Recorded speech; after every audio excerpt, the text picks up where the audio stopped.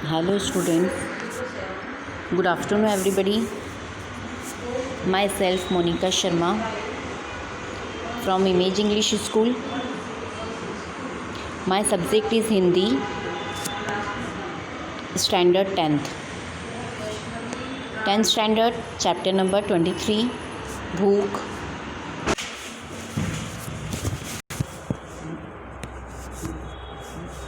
Chapter number 23 भूख यह एक पद्य है और इसके ऑथर है श्री सर्वेश्वर दयाल सक्सेना जी और इनका जन्म हुआ सन 1926 ईस्वी में 1926 और इनका निधन मतलब मृत्यु सन 1983 ईस्वी में हुई, 1983 ईस्वी में हुई।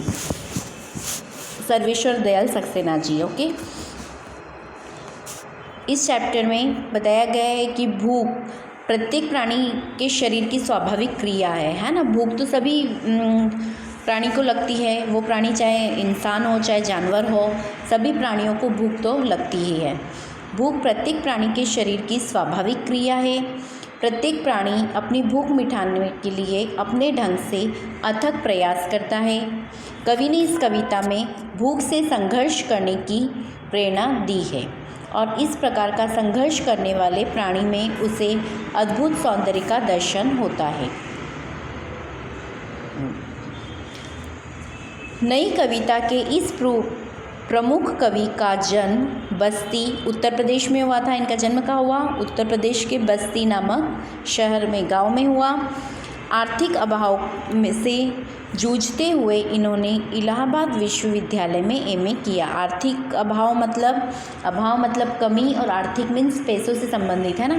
पैसों की कमी थी, आर्थिक अभाव था, उनसे जूझते हुए इन्होंने इलाहाबाद विश्वविद्यालय में एमए किया। स्कूल में शिक्षक, क्लर्क की और आकाशवाणी में नौकरी की। बाद में दिनमान के उप संपादक रहे। इनकी कविताओं में आधुनिक जीवन की विडंबना, विषम स्थिति में भी व्यक्ति की जिजीविषा आदि का मार्मिक चित्रण मिलता है। जंगल का दर्द, कुआनो नदी, गर्म हवाएं, खुटियों पर टंगे लोग, क्या कहकर पुकारूं, कोई मेरे साथ चले आदि इनके प्रमुख काव्य संग्रह है। इनकी रचनाएं तीसरा सप्तक में भी संकलित है। बतूता का जूता बाल कविताओं का अनूठा संग्रह है। इन्होंने नाटक भी लिखे हैं। प्रस्तुत कविता में कवि ने सौंदर्य को व्यक्तिक रुचि से हटाकर संघर्षशीलता के साथ जोड़ दिया है। ओके, चलिए छोटी सी पोयम है एकदम से। मैं पहले तो यह रीडिंग कर रही हूँ, उसके बाद मैं आपको हार्ड वर्ड्स टिक करवाऊँगी। Let me start. जब भी भूख से लड़ने कोई खड़ा हो जाता है, सुंदर दिखने लगता है। झपटता बाज फन उठाए सांप, दो पैरों पर खड़ी कांटों से नन्ही पत्तियां खाती बकरी, दबे पाँव झाड़ियों में चलता चीता, डाल पर उल्टा लटक फल कुतरता तोता, या इन सबकी जगह आदमी होता। जब भी भूख से लड़ने कोई खड़ा हो जाता, सुंदर दिखने लगता, है ना। ये तो पोयम की रीडिंग हो गई।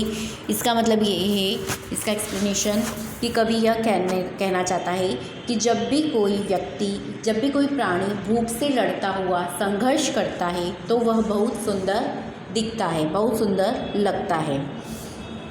जब भी भूख से लड़ने कोई खड़ा हो जाता, सुंदर दिखने लगता है। झपटता बाज है ना, बाज अपना शिकार पकड़ने के लिए, मतलब जब उसको भूख लगती है, जब वो अपना शिकार पकड़ता है खाने के लिए, तो वो किसी चीज़ के ऊपर झपटता है, तो वो झपटता हुआ बाज बहुत सुंदर लगता है। फन उठाए सांप, जब सांप को भूख लगती है और वह जब कुछ खाने के लिए, अपना शिकार करने के लिए वो फन उठाता है, तो वह भी बहुत सुंदर लगता है। दो पैरों पर खड़ी कांटों से नन्ही पत्तियां खाती बकरी, है ना। दो पैरों पर, जैसे बकरी के चार पैर होते हैं, है ना, तो वो जब पत्तियां खाती है तो वो ऊंची उठ जाती है, और जब वो ऊंची उठ जाती है तो उसके दो हाथ तो किस पर होते हैं, दो जो पैर होते हैं उसके, वो तो पत्तियां पकड़ पकड़ के खाती है दो पैर से, और दो पैरों पे खड़ी रहती है ना। तो वो दो पैरों पे ऐसे खड़े होकर जब पत्तियां तोड़ तोड़ के बकरी खाती है तो भी वो बहुत सुंदर लगती है। फिर दबे पाँव झाड़ियों में चलता चीता, और झाड़ियों में जब चीता धीरे धीरे चलता है, अपना शिकार ढूंढता है, तो वह भी बहुत सुंदर लगता है। और फिर डाल पर उल्टा लटक फल कुतरता तोता, तोता हमेशा डाल पर बैठता है और ऐसे उल्टा लटक के और फिर वो फल कुतरता है ना, तब वो भी बहुत सुंदर लगता है। या इन सब की जगह आदमी होता, ये तो सब जानवर और पक्षियों की बात हो गई, पर जब इसके अलावा जब जो इंसान होता है वह भी भूख से मतलब भूख से अपनी भूख बचाने के लिए, अपनी भूख मिटाने के लिए संघर्ष करता है, पैसा कमाता है, तब भी वह आदमी बहुत सुंदर लगता है। सुंदर मीन्स अच्छा लगता है, क्योंकि हर एक इंसान को मेहनत तो करनी ही पड़ती है, संघर्ष करनी पड़ती है, और वह संघर्ष क्या करता है, अपनी जीविका, रोज़ के साधन, गृहस्थी चलाने के साधन के लिए उसको पैसे की ज़रूरत होती है, और वो सभी करवाने के लिए, पैसा कमाने के लिए उसको संघर्ष करना पड़ता है, काफ़ी कठिनाइयों का सामना करना पड़ता है। और वह इंसान जब संघर्ष करता है तो इंसान संघर्ष करता हुआ भी वह बहुत सुंदर लगता है। या इन सब की जगह आदमी होता है, जब भी भूख से लड़ने कोई खड़ा हो जाता है, सुंदर दिखने लगता है। ठीक है, ये तो मैंने आपको ऐसे और एक्सप्लेन किया, मैं अच्छे से एक बार और एक्सप्लेन कर रही हूँ।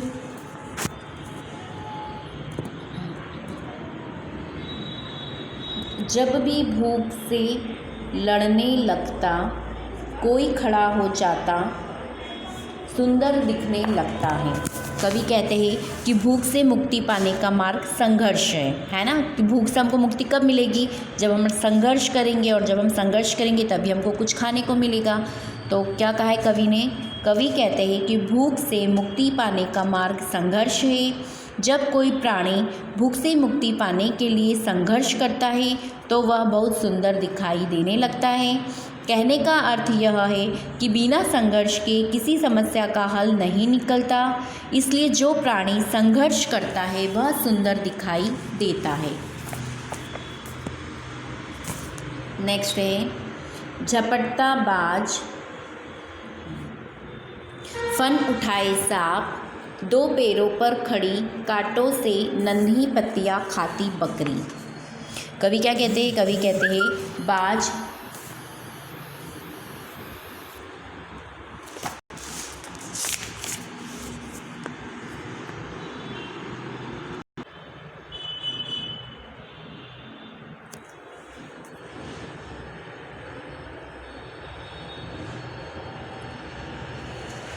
बाज पक्षी अपने शिकार को कब्जे में करने के लिए जितनी तेज़ी से उस पर झपट्टा मारता है और जिस तेज़ी से उसे अपने चंगुल में दबोच कर उड़ जाता है वह देखने लायक होता है।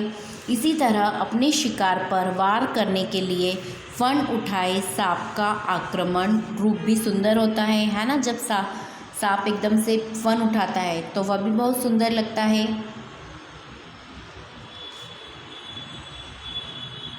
जब बकरी अपने दोनों पैरों पर खड़ी हो जाती है और अपनी भूख मिटाने के लिए वह कांटों के बीच से नन्ही नन्ही पत्तियां खाने के लिए जब वो संघर्ष करती है तो उसका सौंदर्य बहुत अनूठा लगता है, बहुत सुंदर लगता है। नेक्स्ट,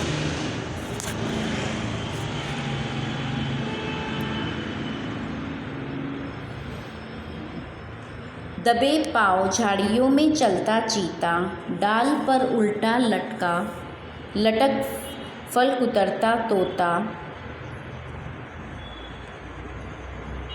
या इन सब की जगह आदमी होता, जब भी भूख से लड़ने कोई खड़ा हो जाता है, सुंदर दिखने लगता है।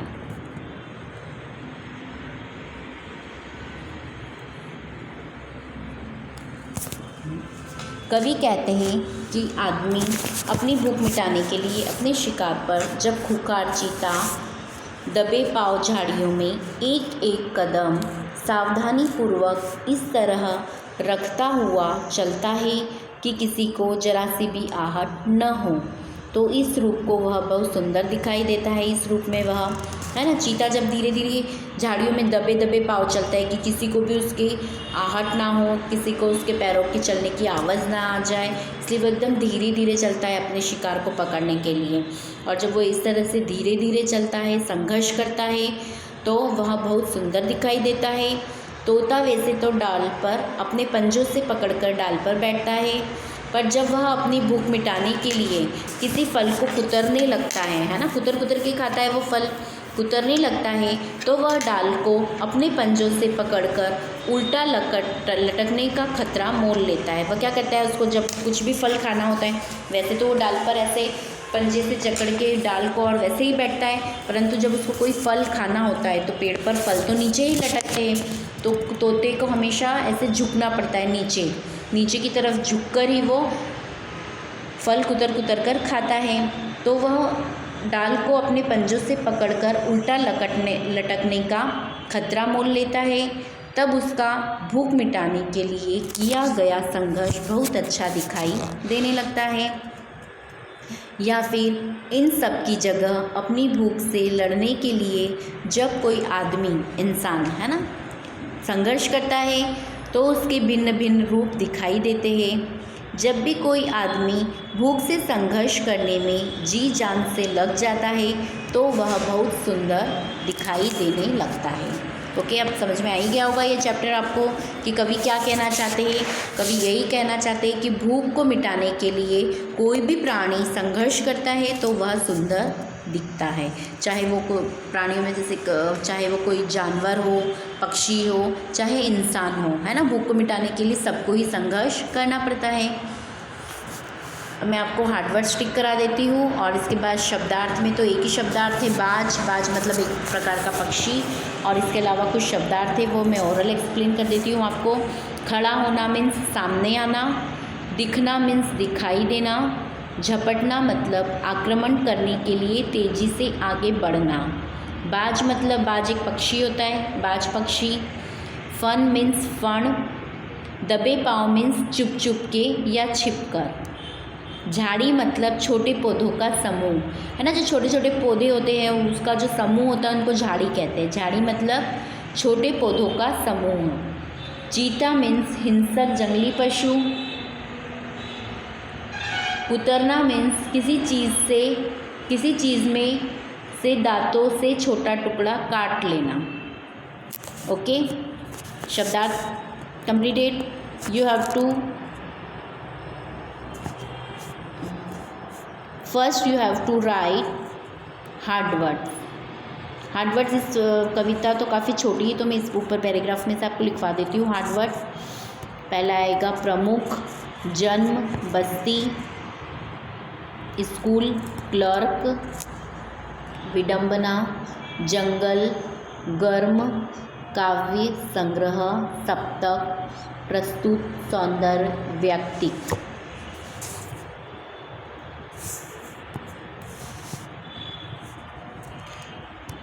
स्कूल इन्होंने, प्रमुख, प्रस्तुत, सौंदर्य तो टिक करवा दिया है। नाव इस साइड।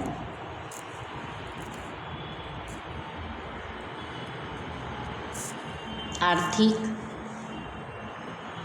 स्थिति, व्यक्ति, संकलित, सप्तक, संघर्षशीलता, वैयक्तिक,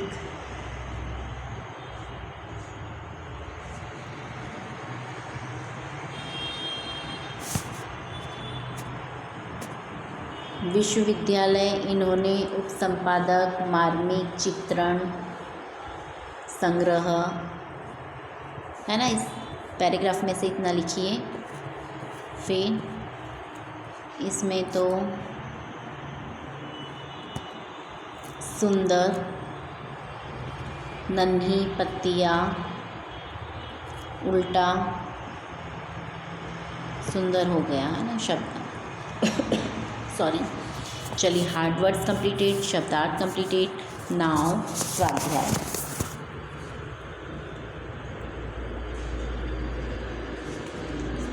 स्वाध्याय में क्वेश्चन नंबर फर्स्ट, निम्नलिखित प्रश्नों के उत्तर लिखिए। क्वेश्चन नंबर फर्स्ट, कवि ने प्राणियों में सौंदर्य कब देखा है? तो आंसर है, कवि ने प्राणियों में सौंदर्य उस समय देखा जब अपनी भूख मिटाने के लिए वे संघर्ष करते हैं। Okay, again I am repeating this answer. Question number first, question number first है, कवि ने प्राणियों में सौंदर्य कब देखा है? आंसर है, कवि ने प्राणियों में सौंदर्य उस समय देखा है जब अपनी भूख मिटाने के लिए वे संघर्ष करते हैं। नाउ क्वेश्चन नंबर सेकंड, कवि के अनुसार बकरी में सुंदरता कब प्रकट होती है? आंसर है,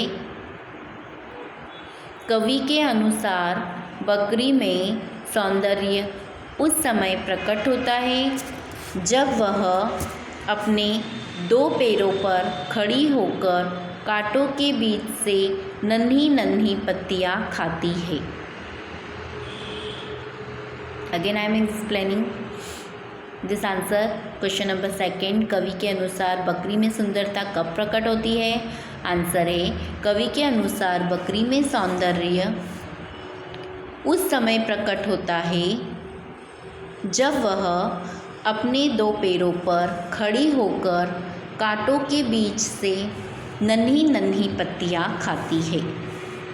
नाउ क्वेश्चन नंबर थर्ड, कवि ने भूख की दशा को क्यों सुंदर कहा है?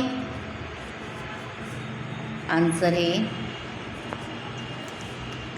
प्रत्येक प्राणी भूख की दशा में लड़ने, संघर्ष करने के लिए तैयार हो जाता है।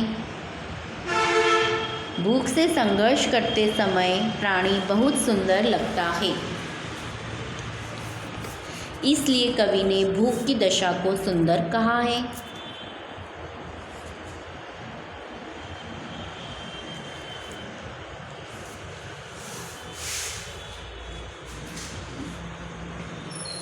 Again I am repeating this answer. Question number third, कवि ने भूख की दशा को क्यों सुंदर कहा है? आंसर है, प्रत्येक प्राणी भूख की दशा में लड़ने मतलब संघर्ष करने के लिए तैयार हो जाता है। भूख से संघर्ष करते समय प्राणी बहुत सुंदर लगता है, इसलिए कवि ने भूख की दशा को सुंदर कहा है ना। नाउ क्वेश्चन नंबर 2, निम्नलिखित पंक्तियों का भावार्थ लिखिए।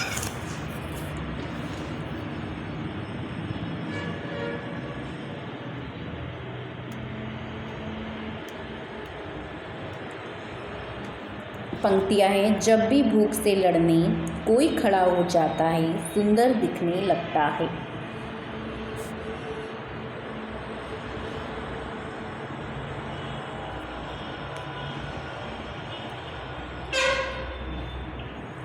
आंसर है, कवि कहते हैं कि भूख से मुक्ति पाने का मार्ग संघर्ष है।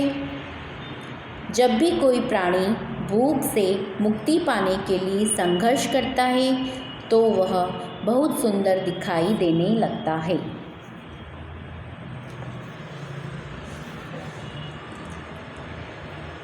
Again I am repeating this answer. Question number second, निम्नलिखित पंक्तियों का भावार्थ लिखिए। पंक्तियाँ हैं, जब भी भूख से लड़ने कोई खड़ा हो जाता है, सुंदर दिखने लगता है।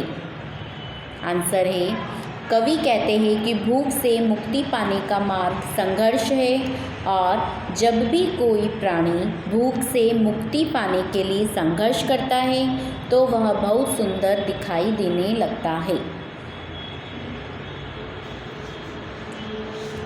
Okay, complete this chapter. इसमें प्रवृत्ति दी है।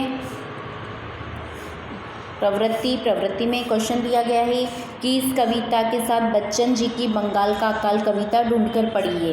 तो बंगाल का अकाल मतलब बच्चन जी, अमिताभ बच्चन जी ने कविता लिखी है और उस कविता का नाम है बंगाल का अकाल। अकाल मतलब सूखा पड़ना। जब बंगाल में सूखा पड़ गया था, है ना, तो वहाँ पर काफ़ी परेशानी आई थी। तो ये कविता है, ये आप YouTube पर ढूंढिएगा और ये पढ़िएगा, रीड करिएगा, या उसमें ऐसा कुछ हो तो सुनने लायक हो तो सुनिएगा, है ना। उसमें भूख के बारे में ही बताया गया होगा और वो इस चैप्टर से, इस कविता से रिलेटेड होगी वो कविता। तो you have to read this poem Bengal का अकाल। ये YouTube पर आप पढ़िएगा। ओके,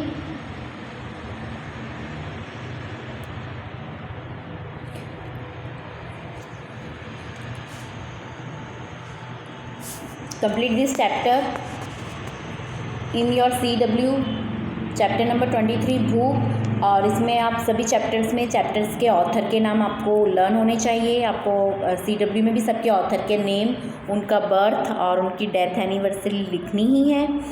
और हार्डवर्ड्स के बाद शब्दार्थ के बाद all exercises completed. Okay, thank you, bye bye.